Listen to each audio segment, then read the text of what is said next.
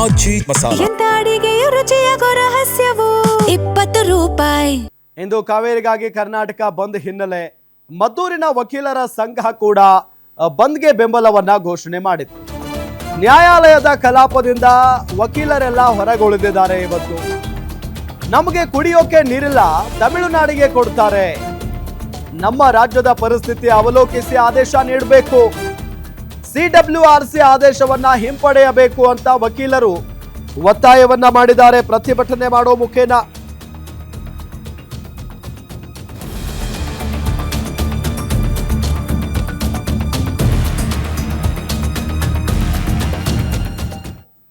ಹೊಟ್ಟೆಗಿಟ್ಟಿಲ್ಲ ಜೂಟ ಮಲ್ಲಿಗೆ ಒಂದು ರೀತಿ ನಮಗೆ ಕುಡಿಯೋಕ್ಕೆ ನಿಲ್ಲದೆ ಇರ್ತಕ್ಕಂಥ ಸಂದರ್ಭದಲ್ಲಿ ತಮಿಳ್ನಾಡಿಗೆ ಬೆಳೆ ಬೆಳೆಯೋಕ್ಕೆ ನೀರನ್ನು ಕುಡಿಯತಕ್ಕಂಥ ಅವ್ರು ಕೇಳ್ತಕ್ಕಂಥದ್ದು ಮತ್ತು ಅವ್ರ ತಾಳಕ್ಕೆ ತಕ್ಕನಾಗಿ ಆ CMWC ಇದೆಯಲ್ಲ, ಕಣ್ಣಿಗೆ ಬಟ್ಟೆಯನ್ನು ಕಟ್ಕೊಂಡು ಆದೇಶ ಮಾಡ್ತಕ್ಕಂಥದ್ದು ನಿಜವಾಗ್ಲೂ ಕೂಡ ಇದು ಅವೈಜ್ಞಾನಿಕ.